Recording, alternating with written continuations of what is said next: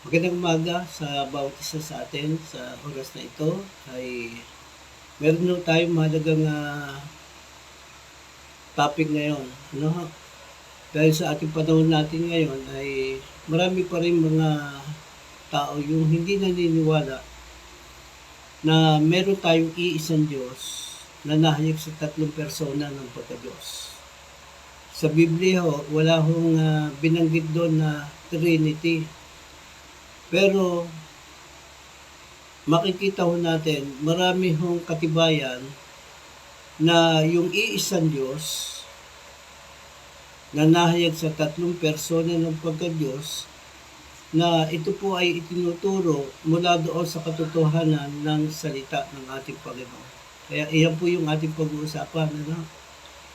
The deity of God the Father, Son, and Holy Spirit.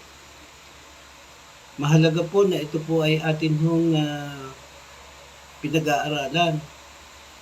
Kasi isa sa most neglected persona ng pagka-Diyos ay yung God, the Holy Spirit. Ito yung ating pag-uusapan at hayaan natin, ang maging basihan natin ay yung salita ng katotohanan. At atin hong hayaan na tingnan natin yung author ng Biblia. Mahalaga ho kasi yun eh. Halimbawa, kung tayo nagbabasa ngayon ng Biblia, ginagamit natin yung Bible, may mga author yan eh. Yung mga author na ito, karamihan ito ay ito yung kinausap ng Diyos sa pamamagitan ng Espiritu Santo para yung salita ng Diyos ay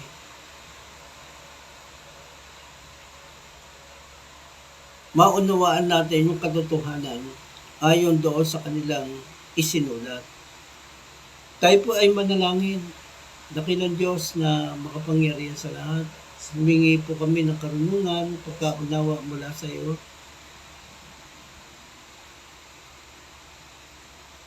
Upang maunawaan namin malinaw ang iyong salita. Panginoon, wisdom and understanding mula sa iyo, pagkalaw mo po ito sa amin.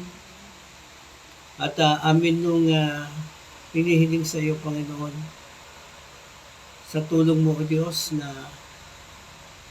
buksan mo po, Panginoon, ang bawat kaisipan ng mga tao na makakasaksi ng live stream na to. Upang ikaw yung aming makilala ng lubusan. At amin nung sinusuway, tinatalian at pinaparalisa ang lahat ng kasinungalingan at katusuhan ni Satanas sa makapangyarihang pangalan ni Jesus. In the mighty name of Jesus. At hinihiling namin, Panginoon, yung malayang pagkilos ng iyong banal na Espiritu sa buhay na napakaraming tao na makakasaksi ng live stream na ito, Diyos. Panginoon, ang iyo pong abang lingkod, ako ay nagpapakumbaba sa iyo. Samahan mo ako, pangunahan mo po ako, hayaan mo sa pamagitan ng aking buhay. Gamitin mo akong instrumento bilang daluyan ng salita ng katotohanan. Salamat po, Panginoon. Ito po yung aming dalangin sa pangalan ni Jesus. Amen and amen. Okay, tingnan mo natin yung mga prueba, no? Mula doon sa katotohanan ng salita. Aralin mo natin yung tinatawag nating the deity of the Lord Jesus Christ. Basahin po natin yung Genesis. Ito po ay sinulat ni Moises. Kaya mamamangha po tayo na imagine hindi pa buhay si Moises, hindi pa buhay yung kanyang magulang, pero dahil nga po ito ay kapahayagan mula sa Diyos, ay naisulat niya yung the book of Pentateuch. Pag sinabing the book of Pentateuch, ito yung Genesis, Exodus, Leviticus, Numbers, and Deuteronomy. Siya po yung sumulat niya. pero hindi niya ito naisulat sa pamamagitan ng sariling karunungan. Hindi po niya ito naisulat. Kaya sabi doon sa 2 Peter,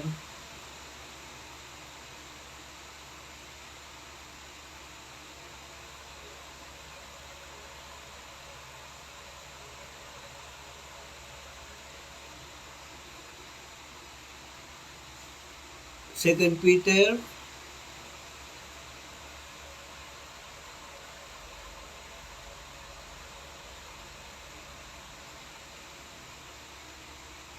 sabi doon, verse 20 at saka verse 21. Ganito po yung sinabi. Si Pedro po ang sumulat na ito pong aklat na ito. Isa po siya sa kabilang doon sa mga alagad ng ating Panginoon.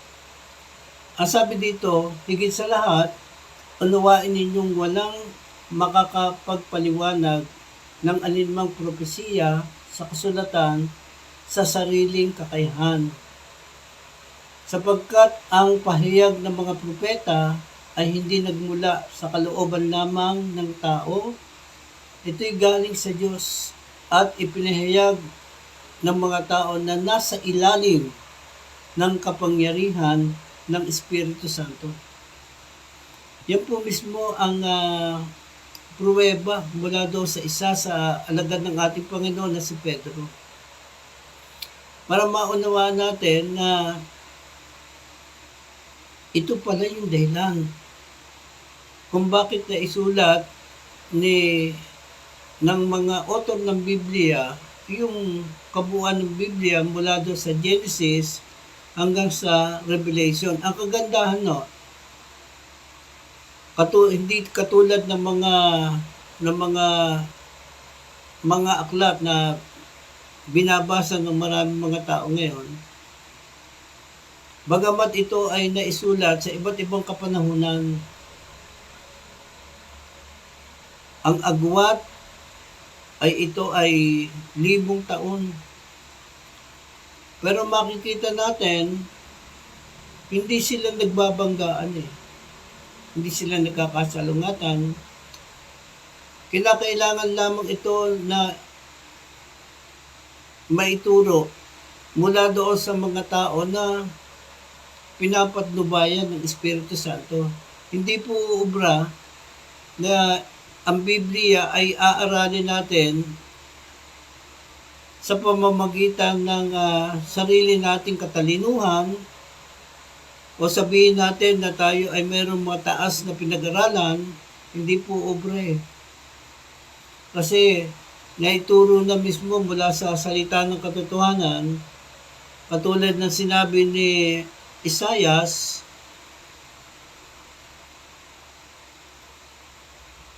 Propeta Isaias, ito yung kanyang sinabi dito eh. Isaias, kabanatang 55,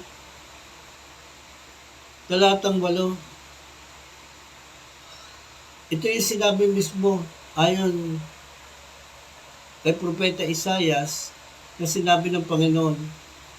Ang sabi ni Yahweh, ang aking kaisip ay hindi ninyo kaisipan.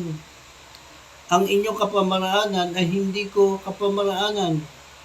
Kung paanong ang langit ay mas mataas kaysa lupa, ang aking kaparaanan ay higit kaysa inyong kaparaanan. At ang aking kaisipan ay hindi maaabot ng inyong kaisipan. Ito mismo sinabi ni Propeta Isaias. Kaya makikita natin ngayon, sa ating kapanahonan ngayon, ayon sa pag-aaral ng mga Bible scholar, we have more than 2,000 religion. Di po ba? Kaya maraming mga tao ngayon yung naguguluhan yung kanilang kaisipan. Merong ang kanilang pagtuturo ay half-truth. Merong mga itinuturo sila ay ito ay katotohanan itinuro sa salita ng Diyos, pero meron din silang itinuturo, kaya sinabi nating half-truth, ay hindi naman pawang sinala doon sa katotohanan ng itinuturo ng salita ng Diyos. Kasi inaral nila ang Biblia sa akala nilang ito'y kaya nilang ipaliwanag sa pamamagitan ng sarili nilang katalinuhan. Kaya ina-appreciate natin yung pananampalataya, ito yung major doctrine na meron tayong iisang Diyos. Iisa po, hindi po dalawa, hindi tatlo, hindi marami yung Diyos natin. Kaya ang Biblia ay nagturo maraming Diyos. Kaya po, makikita natin yung salitang Elohim, bahagi doon maraming Diyos. Kaya dapat sa mga sumulat ng Biblia, if we are filled by the Holy Spirit, nadidistinguish natin kapag yung ating pinag-uusapan ay yung tunay na Diyos. Kaya mapapansin natin, ang Biblia kapag ang pinag-uusapan ay tunay na Diyos, kung sa English translation, abay capital letter G. Hindi po small letter. Kasi kung small letter, ang pinag-uusapan dun yan ay yung Diyos-Diyosan. Aralin niyo po yung Bible. Kapag pinag-uusapan yung Panginoon, kapag yung pangkaraniwang bossing o Panginoon dito sa lupa, capital small letter P, o sa English naman ay Lord, small letter. Pero kapag capital letter L, abay ang pinag-uusapan nyo dyan, tinutukod dyan, yung tunay na Diyos. Kaya kung tayo po ay mga mananampalataya, kapag pinapakilala natin kung sino ang Diyos, dapat to capital letter ang gagamitin natin. Halimbawa, nakita niyo yung capital letter E. Ang tinutukoy doon, yung ikatlong persona ng pagka-Diyos. Yun po yung binabasihan na natin. Kapag small letter E, kasi ang kabuuan ng katauhan natin, katawan, espiritu, at kaluluwa. Yan ay binasa doon sa 1 Thessalonica chapter 5, verse 23.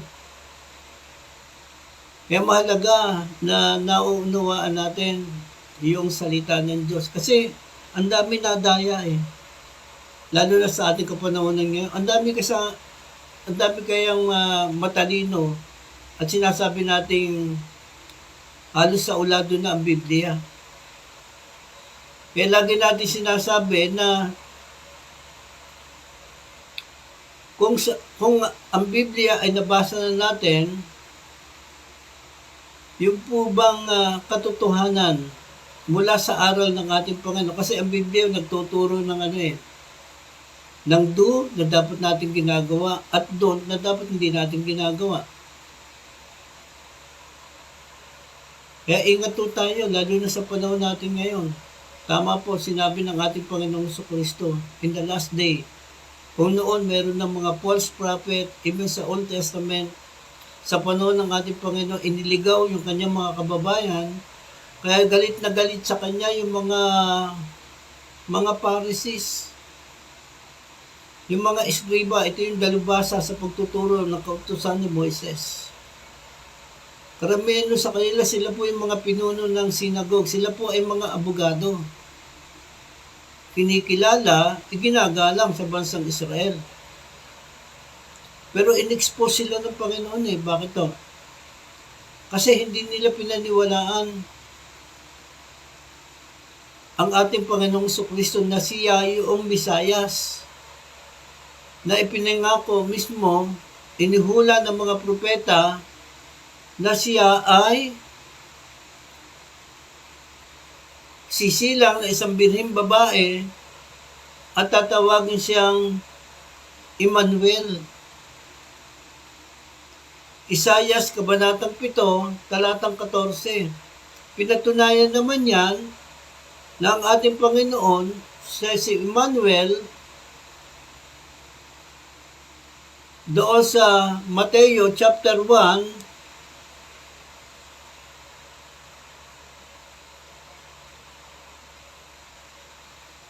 Mateo chapter 1, verse 23.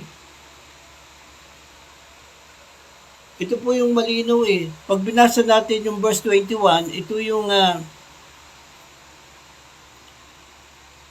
sinabi ni Mateo na isang alagad ng ating Panginoon. Isa siya sa author ng Biblia na ginamit ng ating Panginoon. Magsisilang siya ng isang batang lalaki at Jesus ang ipapangalan mo sa sanggol sapagkat ililigtas niya ang kanyang bayan sa kanilang mga kasalanan. Hindi po ba malinaw eh?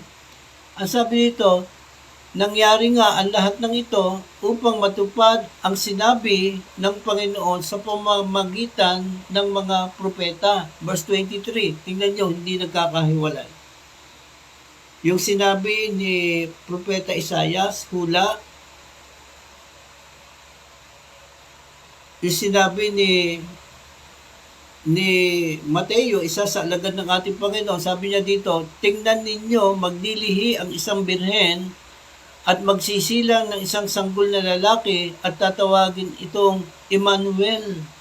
Ang kahulugan nito'y kasama natin ang Diyos.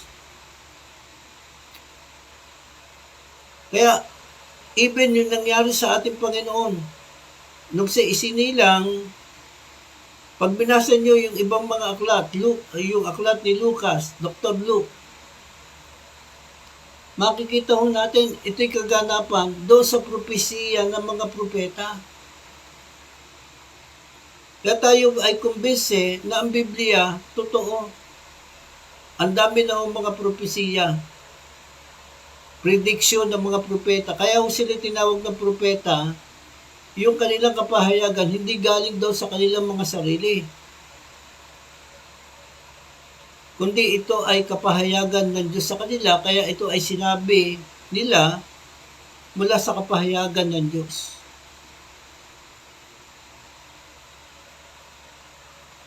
Di po ba malinaw? Pag tinignan natin yung Isaias, sino ba si Jesus? Sino ba yung isinilang na sanggol na lalaki na isang baba? Pag tinignan natin yung Isaias, dito pa lang, sa totoo lang, kung talagang tayo ay hindi bulag spiritually, hindi na natin pagtatalunan kung sino ang ating Panginoong Kristo eh. Dito pa lang. Ang sabi doon sa Isaias 9, aklat ng Isaias, ganito po yung sinasabi dito eh.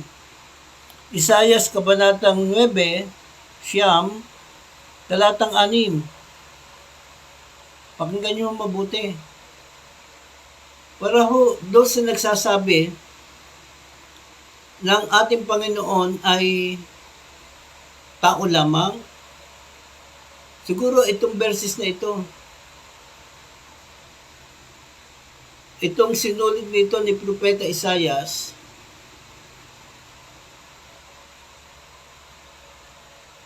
dahil ito'y salungat doon sa inyong mga katuruan, kaya nakakalungkot to. Kung talagang tayo po ay transparent at tayo nasa katotohanan, bakit ka matatakot na hindi mo pabasa yung Biblia? Kaya minsan, ay meron tayong ang tawag natin bias yung ating doktrina eh. Bakit? Ang tangi lamang inyong binibigyan ng kapahintulutan ay yung mga ministro o mga tagapanguna. Nakakaawa yung ating mga kaanib. Bakit? Hindi masundan eh. Kung yung itinuturo sa atin ay ito ay pinatutunayan ng katotohanan mula sa salita ng Diyos. Ang problema nga ho eh. Kaya ngayon, namumroblema kayo kung paano ninyo sasalungatin yung katotohanan itinuro ng Biblia. Pinaalalahanan na ho tayo doon sa Revelation. Huwag magdadagdag, huwag magbabawas. Ang magdadagdag, yung sumpa na nakatala sa Biblia, ito yung magiging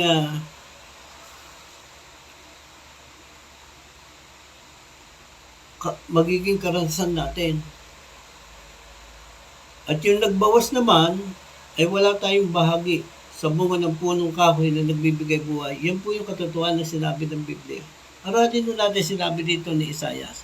Aralin nun natin, yun nangyari. Di po ba hindi sila nagkakasalungatan eh? Ang sabi dito, sapagkat isisilang ang isang sanggol na lalaki para sa atin, ibibigay sa kanya ang pamamahala at siya ay tatawaging kahangahangang tagapayo. Una, kahangahangang tagapayo. Sa English ay Wonderful Counselor. Makapangyarihan Diyos. Makapangyarihan Diyos. Walang hanggang Ama, prinsipe ng kapayapaan. Alam niyo, nalulungkot ako doon sa inyong leader. Para lamang maituwis yung maling katuruan nila. Yung kanilang mga pagpapaliwanag ay salungat na doon sa katotohanan itinuro ng Biblia. Kaya kapag ikay nasa katotohanan, saan ka man dumampot ng mga verses sa bawat mga isinulat ng mga author ng Biblia, hindi ka mga tatakot eh. Hindi ka magiging bias. Kaya sa pagtuturo ng hermeneutic, nakakalungkot eh. Ang inyong leader ay ang itinuturo niya expository eh. Pero may bias. Pag sinabi expository, kapag nagbasa ka ng Biblia, babasahin mo yung whole context. Kaya minsan yung mga tagasunod, ang nangyayari, dahil yung mga under shepherd ng ating Panginoon na naturuan mula sa mga aral ng ating Panginoong Sukristo, that is faith. Ang pananampalataya ay bunga ng pakikinig.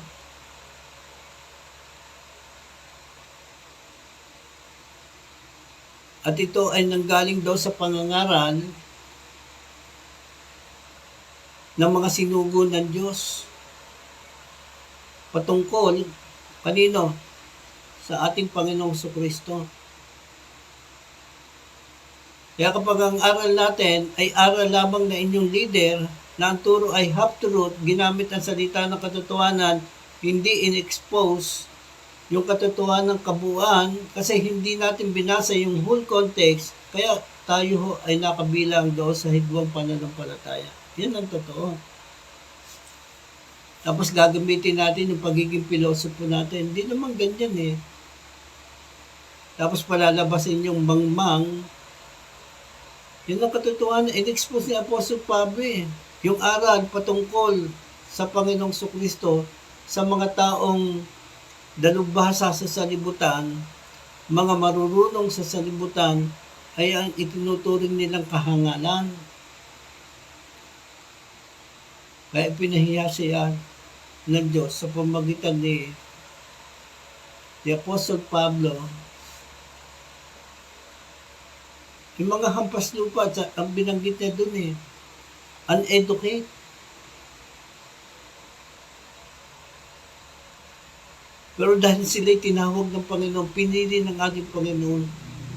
Katulad ng sinabi ng mga dalubhasa sa Kudusan, yung mga mamamayan doon sa Israel, ang kanilang pagsasalita at pangangaral ay may kapangyarihan di tulad ng mga dalubhasa sa Kautusan.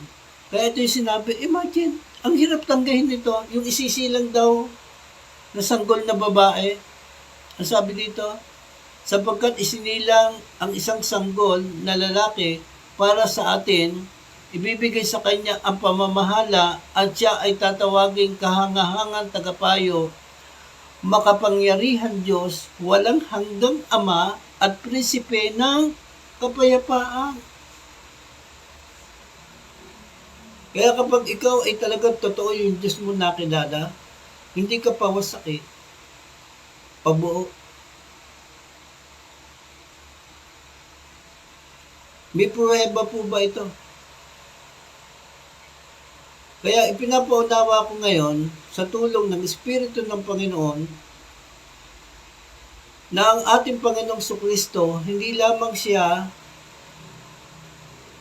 100% na nakitulad sa tao. Ang ating Panginoong Kristo, He is God. Di ba? Masakit na katotohanan ito. Lalo na kung tayo ngayon ay nasa social media, gumagamit tayo ng cellphone. Kumpleto ang Biblia na andyan. Pwede kayong mag-download eh. Kung pinagbawal ito sa inyo ng inyong tagapanguna, imagine, nakakawawa. Kasi magsusunod-sunuran kayo eh. Kasi ang pinaunawa sa kanila, sila yung sinugo ng Diyos na siyang may kakayanan lamang magpaliwanag ng aral mula sa Biblia. Pero papaano nga kung mali? Kaya napakainam, kung talagang ikaw ay nasa katotohanan, bakit matatakot ka? Kaya malaga dinidisciple mo nga eh. Yung ating mga member, bakit? Hindi disipulo natin mismo. Pag sinabing disciple, ang sabi ng ating Panginoon doon sa kanyang mga halagad, humayo kayo at gawin niyo mga alagad ko ang lahat ng bansa. Bautismuhan niyo sila sa pangalan ng Ama, ng Anak, at ng Espiritu Santo at turuang sumunod sa lahat ng pinag-uutos ko. Ako'y laging kasama niyo hanggang sa katapusan ng panahon. Sino po nagsalita doon? Si Jesus Christ.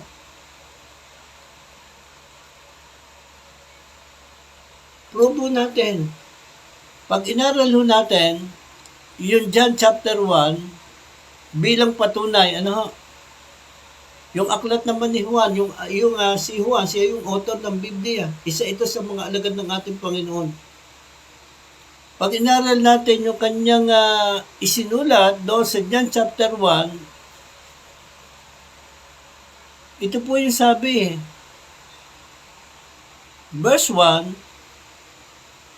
pwede ko natin itong basahin sa iba't ibang translation. Ang sabi dito sa Mabuting Balita, Biblia, ito po ay libro ng mga Katoliko. Kaya ito mayroong idinagdag dyan. Hindi ko natin ito pinaniniwalaan. Ang sabi dito, pakinggan nyo mabuti. Yung sinabi ni Isaias, ipinurub ni propeta, ni Juan isa sa alagad ng Panginoon. Ang sabi dito, nang pasimula ay naroon na ang salita at ang salita ay kasama ng Diyos. At ang salita ay Diyos. Capital letter D. Yung salita dito, capital letter S. Bakit? Ano kahalagahan?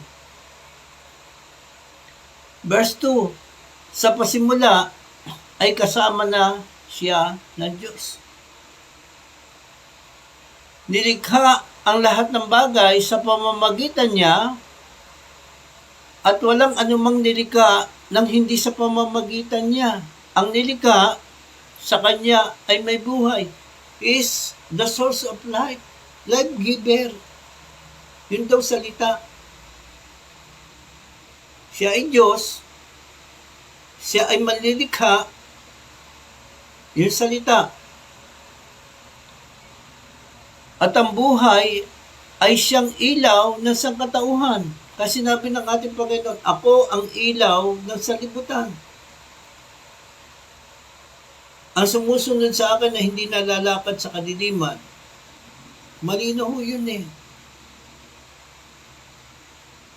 Magkakaroon ng buhay na nagbibigay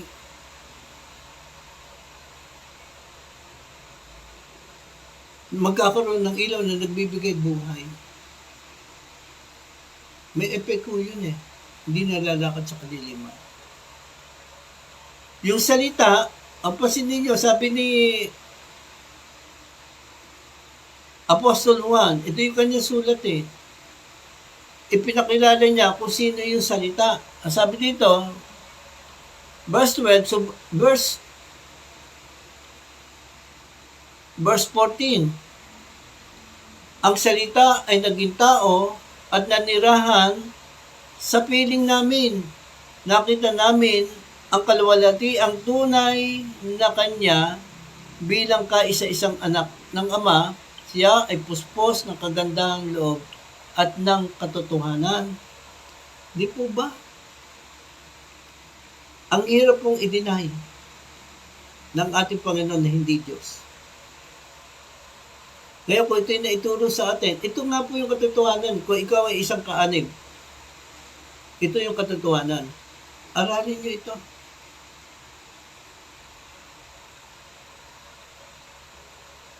Yung daw salita nagkatawang tao. Sa pasimula pa, kasama na siya ng Diyos. Aralin mo natin ito. Totoo ba ito? Sinabing ito? Siya din ba yung creator? Siya din ba yung life giver?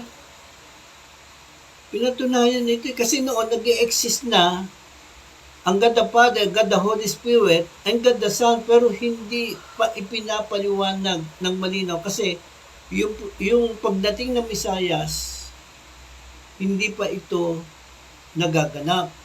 Mangyayari pa lang ay sa hula ng mga propeta sa Old Testament. Kaya isang malaking kasinungalingan ng dyablo, ito po sinabi sa Genesis, at patutunayan na yung aklat ng Genesis, sinulat ni Moises, ay ito ay hindi nagkakaroon ng salungatan.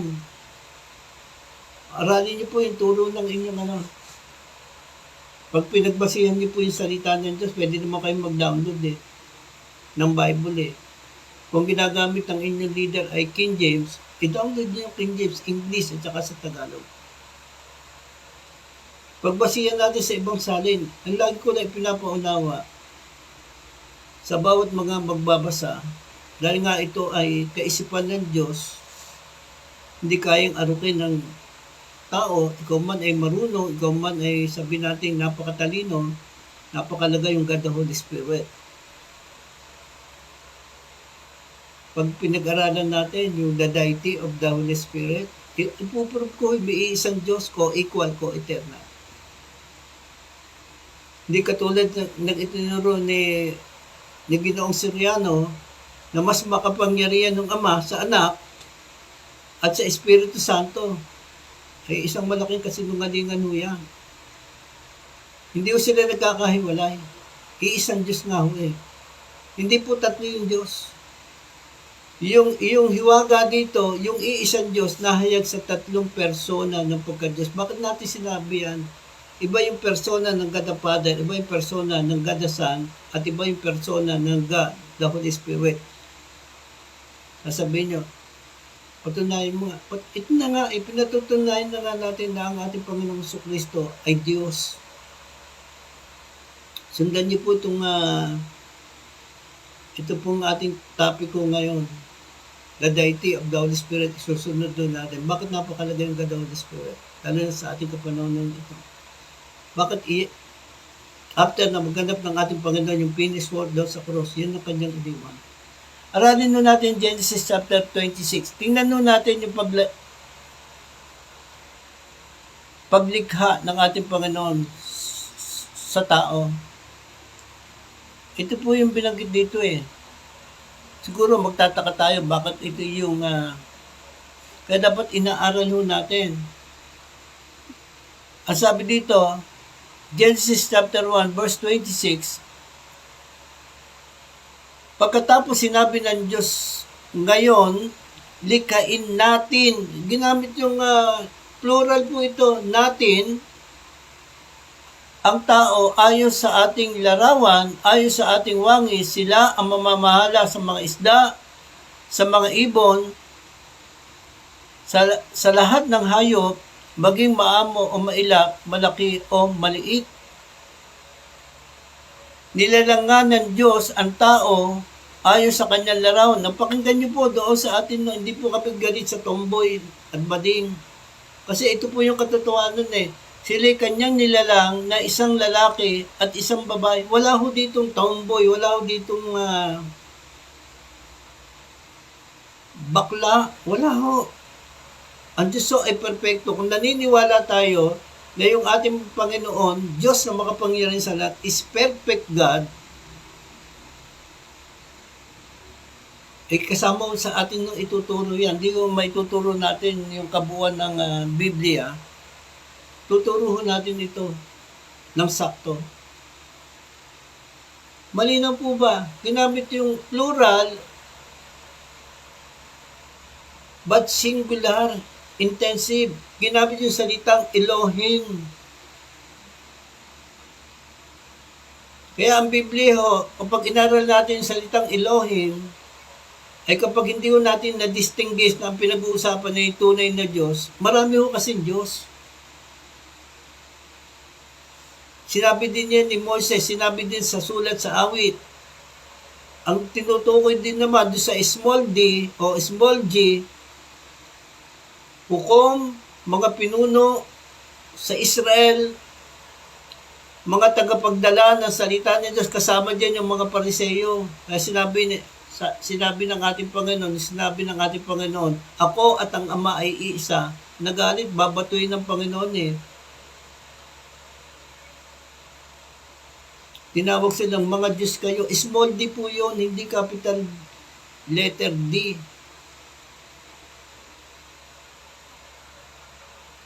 Ito malinaw ho eh. Nag-i-exist na noon. Yung iisang Diyos na nahayag sa 3 persona. Ang sabi naman yung isang hidwang pananampalataya. Sinabi nila sila yung tinatawag yung kanilang na Jehovah Witnesses. Alam niyo po ba yung salitang Jehovah? Yahweh. Pero ang inyong witness, hindi niyo naman kinikilala na ang ating Panginoong Kristo ay Diyos. Ang pagkakilala ninyo sa ating Panginoong Kristo ay tao lamang. Hindi po ba tayo nakapag-iisip doon sa ginawa ng ating Panginoon? Hindi ko kayang gawin yun ng tao lamang. Hindi kayang iligtas ng tao ang ating sarili para tayo hindi mapunta doon sa impyerno. Ang ating Panginoon, tunay na Diyos, yan po ay propesiya. Pinatunayan ng salita ng tunay na Diyos, kinakailangan niya magkatawang tao.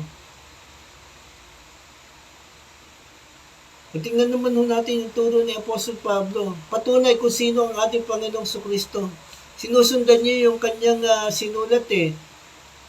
Pero ang problema, katulad ni John, kay John muna, tingnan natin yung pruweba na sinabi ni John. Nagpakilala ang ating Panginoon. Siya yung good shepherd. Mabuting pastor.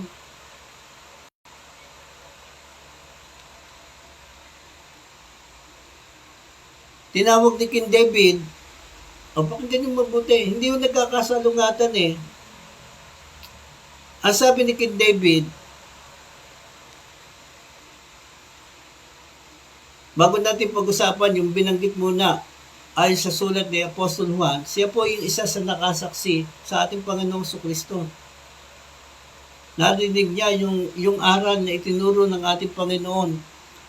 Ito po yung sinabi ni King David eh. Basahin natin sa English translation. Ang sabi doon sa awit, the book of Psalm, verse 23, verse 1. Basahin muna natin sa Tagalog. Si Yahweh ang aking pastor, hindi ako magkukulang. Pinapahimlay niya ako sa luntiang pastulan at inaakay niya sa tahimik na batisan. Pinapanumbalik ang aking kalakasan at pinapatnubayan niya sa tamang daan upang aking parangalan ang kanyang pangalan. Dumaan man ako sa madilim na libis ng kamatayan, wala akong katatakutan pagkat ikay aking kaagapay. Ang tungkod mo at pamalo, aking gabay at sanggalang. Ipinaghahanda mo ako ng salusalo na nakikita pa nitong mga kalaban ko. Sa aking ulo, langis ay ibinuhos, sa aking saro, pagpapalay lubos-lubos. Kabutihan pag-ibig mo sa akin di magkukulang. Siyang makakasama ko habang ako'y nabubuhay at magpakailanman sa bahay ni Yahweh mananahan. Alam niyo, ang kagandahan mo kay King David, experience niya ho yung kanyang isinulat. Awit po to. Kaya sa atin ng mga under-shepherd ng ating Panginoon, lalo na yung mga tagapagturo, tagapangaral, dapat yung itinuturo natin sa ating mga kanib. Tayo po muna ang nakaranas para effective mo. Ang hirap po magturo ng katapatan kung tayo mismo ay hindi tapat. Ang hirap magturo ng katotohanan kung tayo mismo ay sinungaling. Tama po ba? Kaya ang dami mga sinungaling na tagapagturo. Kaya nga po tinawag siya ng ating Panginoon, false prophet, false teacher. Nasa ilalim ng kabulagang spiritual pandaraya ng Diablo. Sorry to say.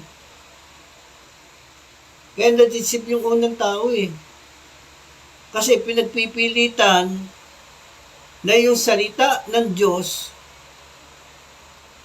na sinabi doon sa unang tao, makakain mo lahat ng bunga sa halamanan, malimas sa bunga ng punong kahoy, wag na wag, sabi doon, wag na wag mong kakainin. Kasi kapag kinain mo yan, mamamatay ka. Ang sabi ng Diablo, Genesis chapter 3, na nasaan yung ahas. Bakit natin sinabi na yung ahas doon ay Diablo? Nasa Revelation niya, hindi nagkakahiwalay ang turo ng Biblia. Hindi totoo yan. Kasi kapag kinain niyo yan, magiging parang Diyos kayo. Para praise. Malalaman niyo ang mabuti at masama.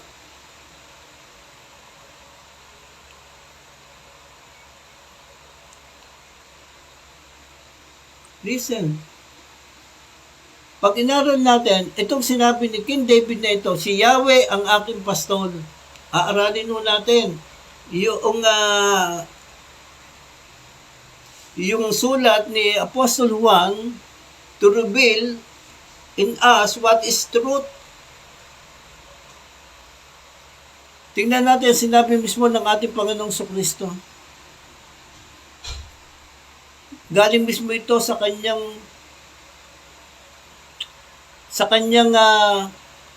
pangangaral nung siya ay nandito pa sa sangkatauhan. Ito yung sinabi ng ating Panginoong Kristo. Kaya kapag tayo po ay nangangaral at nagtuturo ng salita ng Diyos, dapat kilala natin yung author, ano yung intention ng author, ano yung geographical background.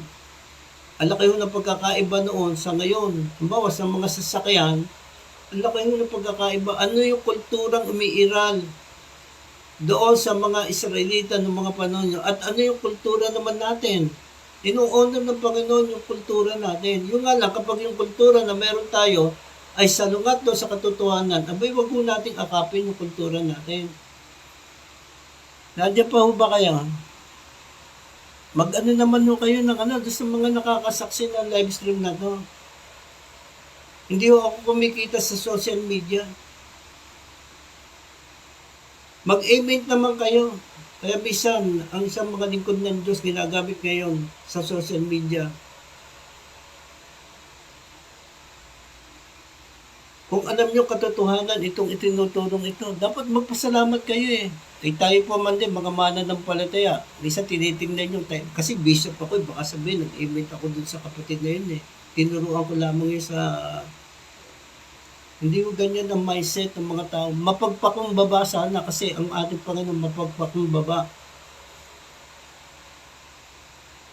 Nagkakaroon tuloy ako ng banal ng pagkagalit. Kaya Natutuwa ang Diablo sa atin eh. Meron tayong pride of life. I-share lang natin yung katotohanan. Minsan di pa natin ma-share. Tayo nasa uling panahon na. Ang propesya na isang sinabi ng ating Panginoon, kailangan maipangaral ang mabuting balita sa lahat ng kinapan sa kadarating ang wakas. Chapter 10. O aralin ho natin itong mabuti. In-expose ng ating Panginoon, iaano natin, expository ho tayo. Hindi katulad tayo pag-expose ni Ginoong Soriano. May bias eh. Ang sulat, kung sinulatan ka ng magulang mo, dapat babasahin mo yung buong kasulatan para maintindihan natin yung layunin kung bakit tayo sinulatan.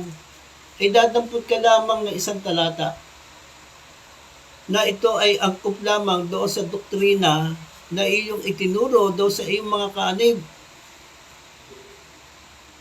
Kasi yun ay angkop, ibig sabihin, kaya tinawag natin may bias, dapat binabasa mo yung whole truth para hindi tayo malayo sa katotohanan. Ang nangyari, yung iyong expository na ginagawa sa mga tao, may bias eh. Bakit? Hindi mo binabasa yung whole truth. Bahagi lamang ng whole truth ang iyong binabasa.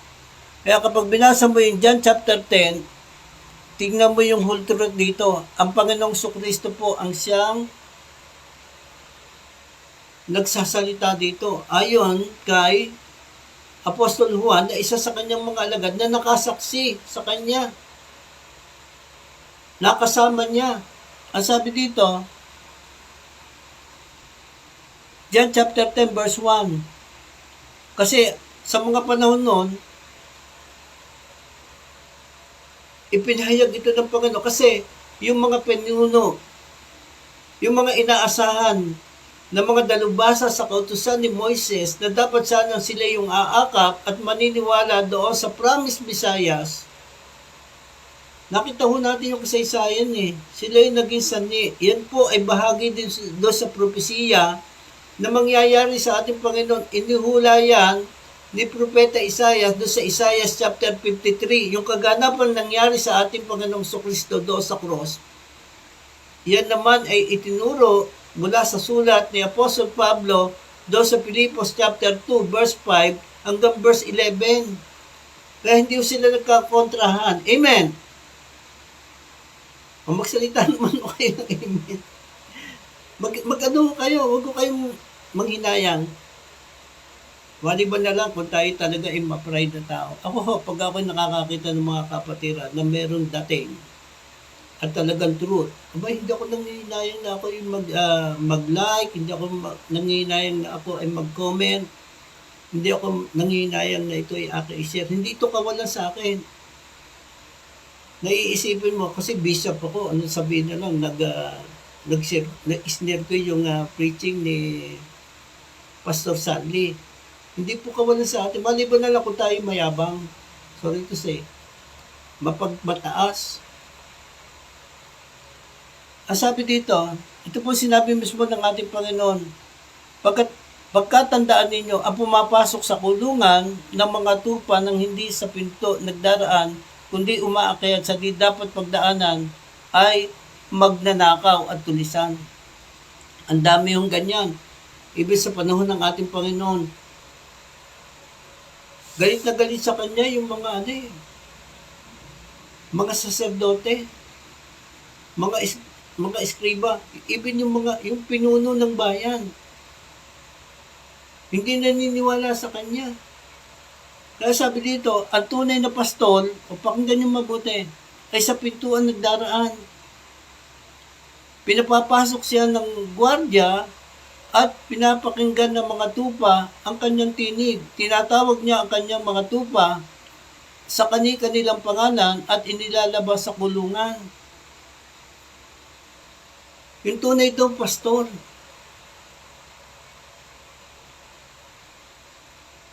Ay sa pintuan nagdaraan. Pansinin niyo, it is a metaphor. It is a parable. Aralin nun natin mabuti. Ang nagsasalita ay walang iba kundi ang ating Panginoong Kristo ayon kay Apostol Juan. Naniniwala po ba kayo sa sulat ni Apostol Juan? Sinusundan nyo nga siya eh.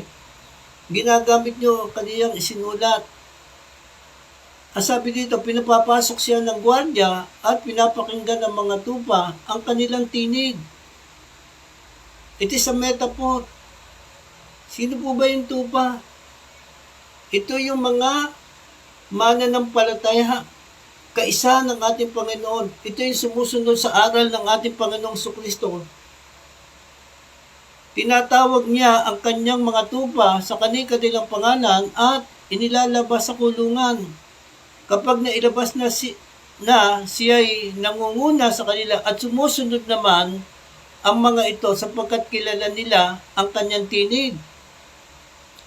Kaya napakalaga ho, kung talagang tayo mga mananampalataya, nasa ilalim tayo ng pamumuno ng ating Panginoong Kristo, siya yung ating Diyos, siya yung ating Panginoon, dapat kilala ho natin yung tinig ng ating Panginoon. Kasi kapag hindi natin kilala ang tinig ng ating Panginoon, siya nga po yung salita. Amen. Siya nga po yung salita.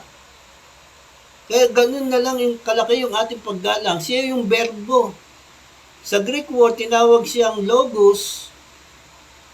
Tinawag din siyang theo. Kasi salita, kasama na Diyos ang salita at ang salita ay Diyos. Nandiyan pa ba kayo? Hindi sila sumusunod sa iba, kundi patakbong lumalayo sapagkat hindi nila kilala ang tinig ng iba. Imagine, ang dami ngayon naligaw, even pastor na eh.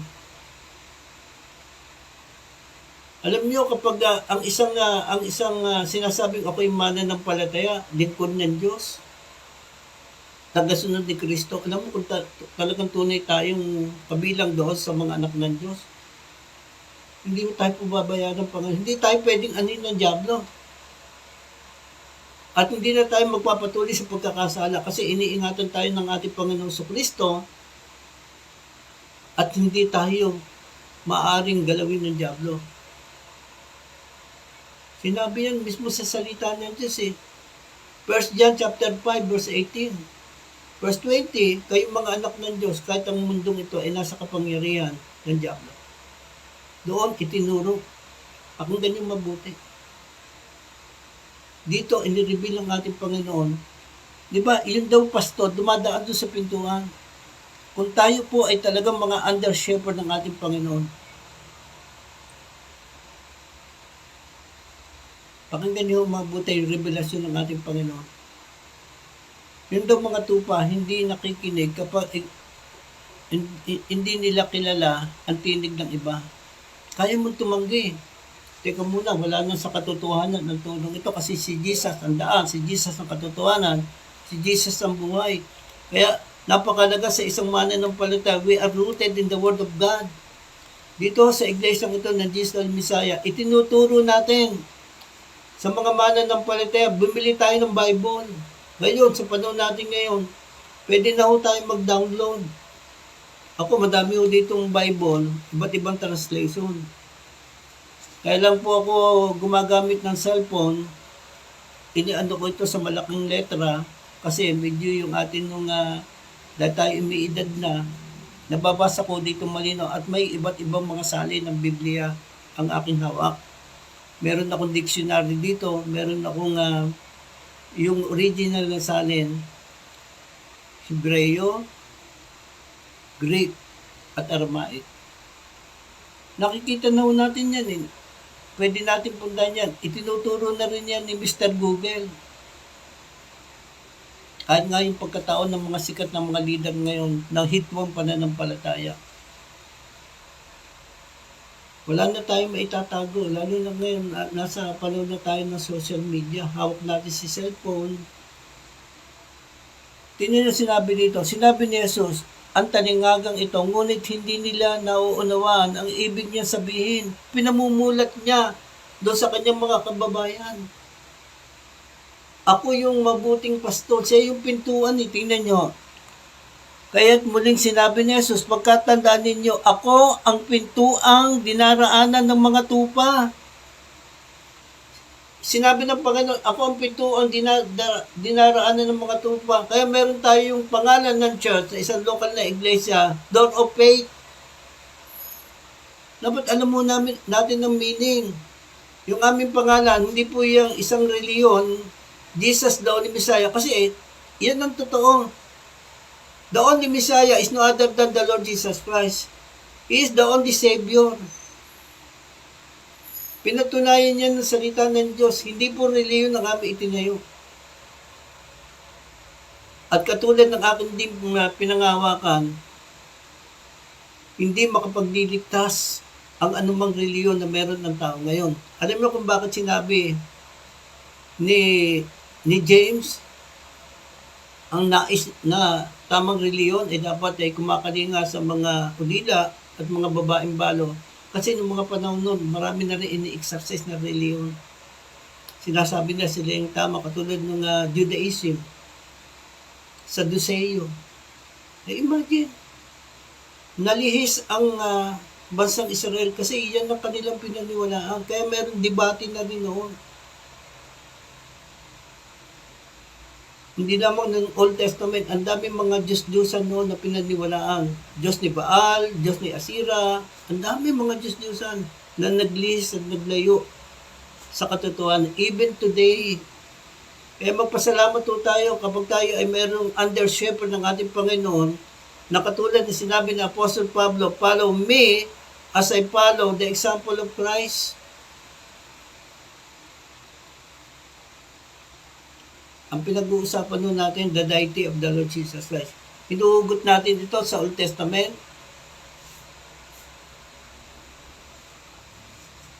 Hanggang sa New Testament, na patunay ng ating Panginoong Kristo.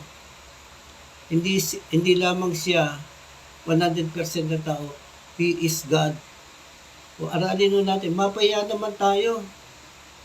Sinusundan natin yung mga isinulat ng mga author ng Biblia, pero hindi natin pinaniniwalaan yung kanilang revelation na kanyang isinulat dahil sila saksi mismo. Sila mismo nahayag sa kanila yung katotohanan. O tingnan natin, sinabi dito ni Juan. Malinaw ito eh. Kahit muling sinabi ni Jesus, pagkatandaan ninyo, ako ang pintuan dinaraanan ng mga tupa. Kinilim ng ating Panginoon. It is a metaphor. Kung meron tayong pananampalataya ngayon, na dapat natin pinanghawakan na tayo ay nasa tamang daan, hindi yung isinulat niyo na, yun na ano nyo sa radyo, ito yung daan. E baka ito yung lumang dinaanan ng mga Israelita. O tingnan nyo yung verses na inyong kinuha. Kaya ibinabalik sa inyo yung kasinungalingan ng Diablo eh. Nadaya kayo eh. Kasi sinabi ni Prophet, napakatitigas ng ulo nitong mga tumbayang ito ng Diyos eh. Kasi Jesus nagpakilala ngayon, ito na ngayon ang totoo. Ako ang daan, ang katotohanan at ang buhay. Walang makapupunta sa Ama kundi sa pamamagitan ko. Sa kagustuhan ng mga tao muli na maging maayos ang kanyang relasyon sa Diyos, ginamit na naman ang talino ng tao, ang karunungan ng tao. Kaya nagtayo ng mga reliyon. Naintindihan po ba natin? Ayun ang problema, hindi reliyon. Katulad na sinasabi ninyo, sorry to say, umanib lang kayo sa reliyong ito, maliligtas. Nawala na si Jesus. Ang laki ng paghamak niyo na ginawa sa Panginoon sa tunay na Diyos. Noong pa man nag-exist niya eh. Genesis chapter 1, pag binasa mo yung verse 2, na andun na yung God the Holy Spirit, capital letter E. Hello? Ginamit yung God doon, Elohim. Kaya sinabi mismo, lalangin natin. Pinatunayan sa John chapter 1 verse 1, siya yung salita, kasama na Diyos sa salita, at ang salita ay Diyos. Siya din yung creator. Walang nilikha ng hindi sa pamamagitan niya. Hindi sila nagkakalayo. Pruweba yan eh. Alam mo, di ko lang talaga may tuturo yung kinokompreso natin. Pero sinisikap natin sakto.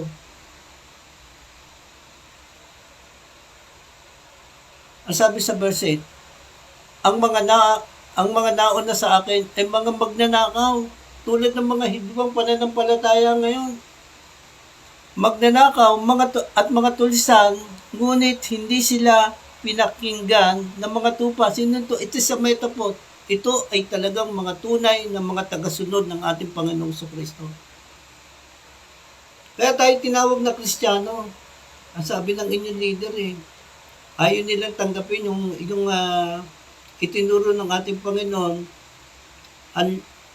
unless a man be born again, we cannot see the kingdom of God. Ayaw nilang tanggapin. Pag dapat binabasa niyo kabuuang konteksto. Doon din na sinabi yung John 3:16. Gayon na lamang ang pag-ibig ng Diyos sa salibutan, pinagkaloob niya kanyang kaisa-isang anak upang sino mang sumampalataya sa kanya, hindi mapahamak, kundi magkaroon ng buhay na walang hanggan. Malinaw. Ang ating Panginoon, life giver. Kung gusto mo magkaroon ng buhay na walang hanggan, ang buhay natin dito, pansamantala, si Jesus Christ. Ito yung sinabi ng Panginoon. Tingnan niyo. At yung kaganapan ng kanyang kamatayan daw sa cross. Verse 9, ako ang pintuan, ang sino man pumapasok sa pamamagitan ko ay maliligtas. He is the only Savior. Tama sinabi ni Apostle Pablo, hindi sila nagkakahiwalay sa kanyang isinulat.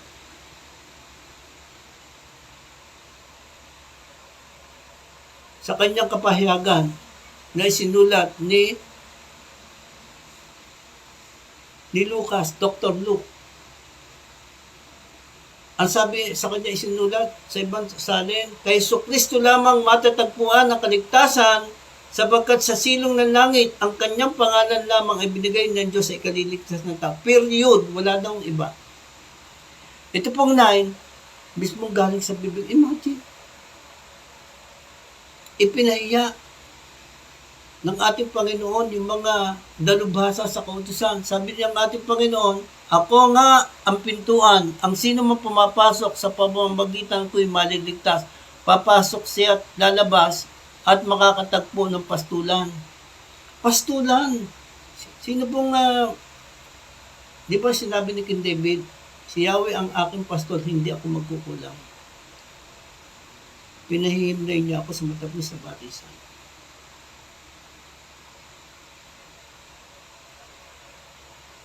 The same. Yung pastol na sinabi ni King David. Siya din nagsabi. Binanggit na din ni King David yung God. Patungkol dun sa anak ng tao. Ipuprobo natin. Sundan niyo po ito. Tapos maganda ko kayo ng verses kasi naiisang tayo.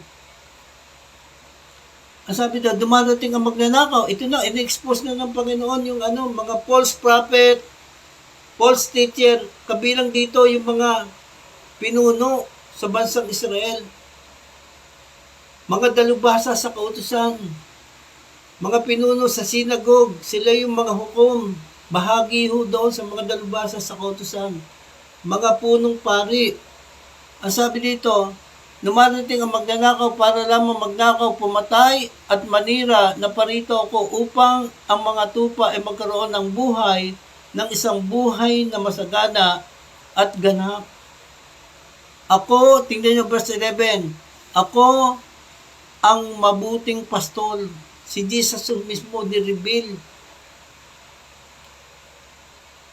Good shepherd. Kaya tayo mga tunay na tagasunod ng ating Panginoon, dapat kinikilala, kung talagang tayo sinugo, kinikilala natin na si Jesus Christ, He is God. Sasabihin natin, sinugo ka ba? Hindi mo naman kinikilala ng ating Panginoon, siya ay Diyos Tao lamang siya. Di ba insulted sa Panginoon yan? Ako ang mabuting pastol.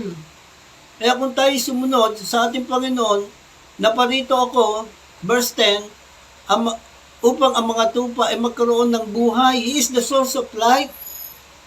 Life giver. Kaya sabi dito, magkaroon ng buhay, ng isang buhay na masagana at ganap. Kaya kapag tayo sumunod sa ating Panginoong Kristo, kinilala natin siya, hindi natin siya i-disgrace. May provision Magiging maayos ang buhay natin, isang buhay na masagana at ganap. Amen. O, sa atin ng mga sumunod sa ating Panginoon, nakinig do sa tinig ng ating mabuting pastol. Di ba? Hindi tayo pinagkulang. Ano man yung ating katatayuan, never tayong pinabayaan. Kasi si Jesus Christ, pinatunayan niya siya yung Jehovah Jireh.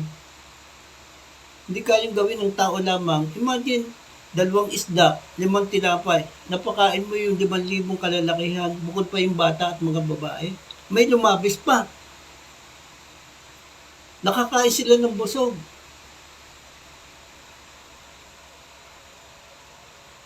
Ang sabi dito, ako ang mabuting pastol, inialay ng mabuting pastol ang kanyang buhay para sa mga tupa. He is the only Savior. Ang pumapasok sa pintuan, sinong pintuan? Si Jesus Christ. It is a metaphor. Ang bayaran ay tumatakas kapag may dumarating na asong gubat. Iniiwan niya ang mga tupa, palibasay hindi siya pastol at hindi kanya ang mga ito, kaya't sinusunggaban ng asong gubat. Ang daming asong gubat ngayon. Ang mga ito ay binubulabog, alam niyo kapag tinignan sa Greek word yung asong gubat, locus. Greedy, destructive man. Rapacious. Sa Greek word, locus. Ganyan po ang nangyayari. Kaya nakakatakot yung basta tumanggap eh. Dapat iniingatan mo natin. Kasi ang lakas din nila ng kanilang impluensya. Minsan, naku, maniwala ko kayo. Kaya nagkakaroon ng disunity sa buong body of Christ. Hindi tayo nag-iingat eh. Ang mabuting pastor, may pagmamalasakit doon sa kawan. Hindi natin kawan yan. Tayo mga under shepherd lamang, pinagkatiwalaan tayo ng Panginoon. Tayo handa nating ibuwis ang buhay natin. Hello, hindi tayo nakatingin doon sa upa. Kasi kung kilala natin si Jesus Christ, hindi tayo matatakot na tayo mawala. Ibon nga, pinapakain ng Diyos. Yung ligaw na bulaklak sa parang dinaramtan ng Diyos. Ibig si Solomon hindi nakapagsuot ng ganong kaganda. Kayo pa kaya? Yan ang sinabi ng Panginoon sa mga mananampalataya, sa mga alagad ng Panginoon. Kayo pa kaya? Kay liit naman ang inyong mananampalataya. Kaya sabi doon sa Matthew chapter 6, mismo galing sa bibig ng ating Panginoon. Seek ye first the kingdom. Verse 33, seek ye first the kingdom of God in His righteousness. Sa ibang salin, unahin natin na higit sa lahat na tayo paghirayan ng Diyos at sumunod sa kalooban ng Diyos. In all these things shall be added unto you. Kaya tinawag natin siya, si Jesus, siya din yung Jehovah Jireh. Hello? Sabi sa 13, tumatakas siya, palibas at bayaran lamang at walang malasakit sa mga tupa. Ako nga ang mabuting pastol. Inulit na naman kung paano kilala ako ng Ama at siya'y kilala ko, gayon din naman kilala ko ang aking mga tupa at ako namay kilala nila at inialay ko ang aking buhay para sa aking mga tupa. Nakakalungkot to ngayon, no? Nasabi tayong under shepherd ng ating Panginoon. Kiniklaim natin tayo mga alagad ng ating Panginoon. Imagine, lalo malapit na naman ngayon na eleksyon. Minsan ginagamit natin yung ating mga tupay, pinagpe-prenda natin. Sorry to say. Lalapit tayo sa isang politiko, hihingi tayo ng pabor. Meron tayong kilala, nakakalungkot. Imagine. Hihingi tayo ng tulong. Gagamitin natin yung ating mga kawan na pinagkatiwala sa atin ng Panginoon para mabigyan lamang tayo ng pabor. Hindi natin kayang matayuan bilang mga anak ng Diyos. Kilala ba natin yung Diyos natin na ating pinaglilingkuran? He is the source of life. He is the source of everything we need. Sumunod lang tayo sa Panginoon. The key of success and blessing is obedience to the word of God. Amen.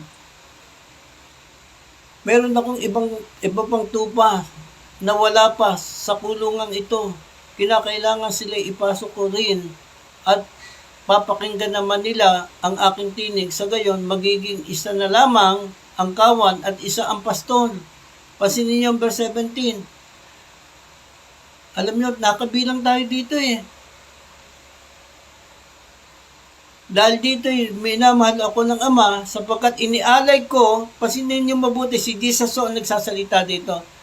Sapagkat inialay ko ang aking buhay upang ito'y kunin kong muli. Kaya niya ibigay ang buhay. He is God. Kaya niyang ibalik. Kasi ang Diyos, wala siyang kamatayan, pero may kakayanan siya. Tunay na Diyos, kinakailangan niya magkatawang tao. Inialay niya ang kanyang buhay, sabi dito, upang ito'y kunin kong muli. Walang makakakuha ng aking buhay, sabi ni Jesus. Kung kusa ko itong ibinigay, mayroon akong kapangyarihang ibigay ito at kuning muli. Kaya yun nangyari sa ating Panginoon, siya namatay, inilibing sa 3 araw, siya muling nabuhay. Nung paman, sinabi na ito ng ating Panginoon. Siya yung mabuting pastor. Siya yun sinabi ni King David, si Yahweh ang aking pastor, hindi ako makukulang. Nagkakahiwalay po ba? Nagbabanggaan po ba? Hindi.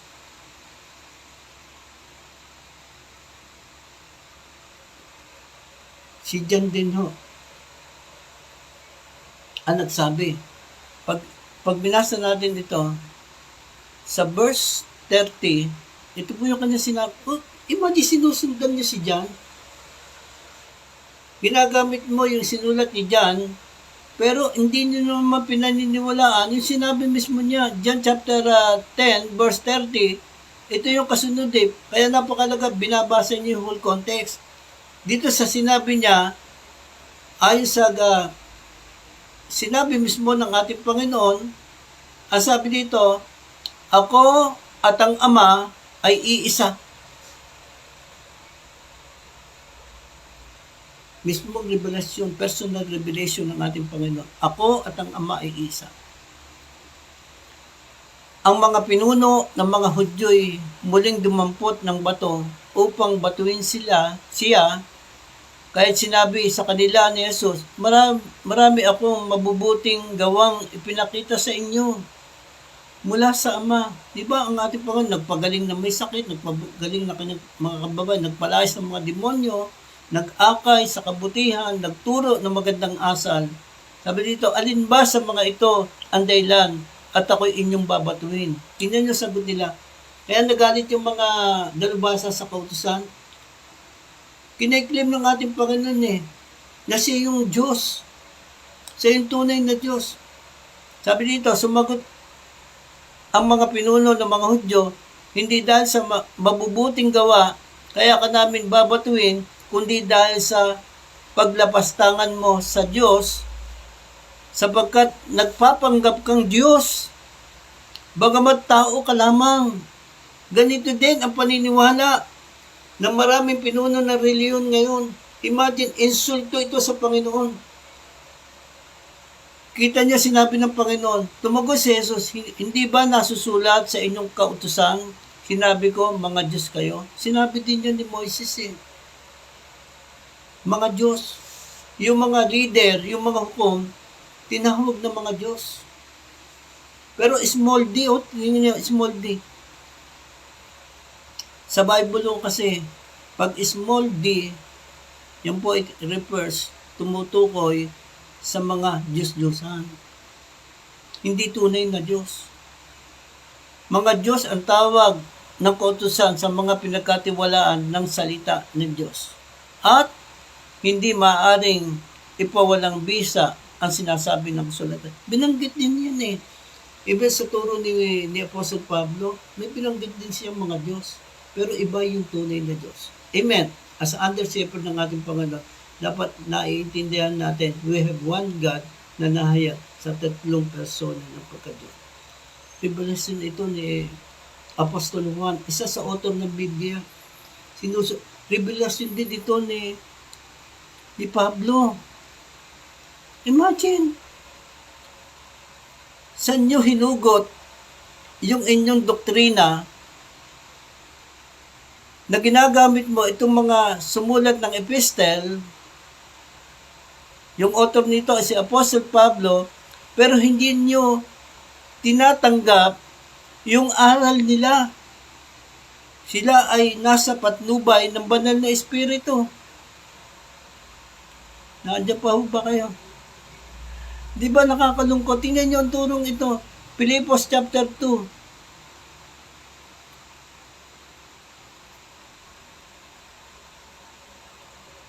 Verse 5.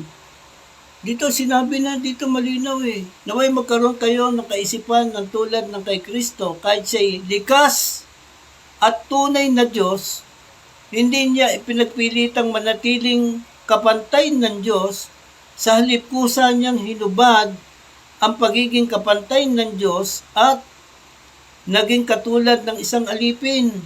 Pinanganak siyang tulad ng karaniwang tao, at nang si Kristo'y maging tao, nagpakumbaba siya at naging masunurin hanggang kamatayan, maging ito man ay kamatayan sa krus. At dahil dito, siya ay lubusang itataas ng Diyos at ibibigay sa Kanya ang pangalang higit sa lahat ng pangalan. Sa gayon, sa pangalan ni Jesus ay luluhod at magpupuri ang lahat ng nasa langit, nasa lupa at nasa ilalim ng lupa, at para sa ikaluluwalhati ng Diyos Ama, ang lahat ay magpapahayag na si Jesucristo ang Panginoon. Amen. Lord, capital letter P, He is God. Madami pa ho tayong i-reveal. The deity of the Lord Jesus Christ. Sundan niyo po itong aral na ito. Imagine, turo ito ni Apostol Pablo. Sulat ito ni Apostol Pablo. Tapos sinusundan niyo siya. Ang paniniwala mo lang sa Kanya ay siya, ang ating Panginoon, ay tao lamang. I-expose ko po sa inyo kung sino yung tunay na Antikristo. So, sundan niyo po itong mga talatang ito, itong ating pag-aaral na ito. Una-unawaan natin ngayon ang ating sarili. Maring ikaw'y kaanib ng ibang relihiyon ngayon. Alam niyo, di ho ako galit sa inyo. Kasi nais ng Diyos, lahat ng tao ay maligtas at makalam ng katotohanan. Kung maraming mga mananampalataya ngayon na pinahayagan ng Diyos ay natakot na magturo ang katotohanan, sino makakalaya? Misang masakit. Di po ba? Lalo na kung nahayag sa atin yung katotohanan mula sa turo ng Biblia na inilihim sa atin. Ito na yung time. The only Savior is no other than the Lord Jesus Christ. Sinabi ng ating Panginoon, John 14:6, ako ang daan, ang katotohanan at ang buhay, walang makapupunta sa Ama kundi sa pamamagitan ko. Sinabi doon sa John 3:16, gayon na lamang ang pag-ibig ng Diyos sa salibutan, pinagkaloob niya kanyang kaisa-isang anak, upang ang sino mo sumampalataya sa Kanya hindi mapahamak kundi magkaroon ng buhay na walang hanggan. Simple panalangin galing sa puso. Kung naintindihan natin itong mensahe nito mula sa ating Panginoon, Panginoong Jesus, sa umaga pong ito, humingi po ako ng tawad sa lahat-lahat ng aking kasalanan na nagawa laban sa iyo. Sa aking naisip, nasalita, naikilos, na hindi kalugod-lugod sa iyo, at sa mga maling aral na naituro sa akin, na salungat sa katotohanan, humihingi po ako ng tawad. Sa oras na ito, tinatanggap kita at pinananampalatayanan bilang aking Panginoon, Jesus, at Diyos na aking tagapagligtas. Maghari ka po sa aking buhay, ngayon at magpakailanman. Ilista mo po ang aking pangalan sa aklat ng buhay. Ito po yung aking samudalangin sa makapangyarihang pangalan ni Jesus. Lahat tayo magsabi ng Amen and Amen. Ang sabi sa John 1:12, ngunit ang lahat ng tumanggap sa Kanya ay binigyan niya ng karapatang maging mga anak ng Diyos. Pagpalaan tayo ng ating Panginoon. To God be all the glory. We love you and God bless you.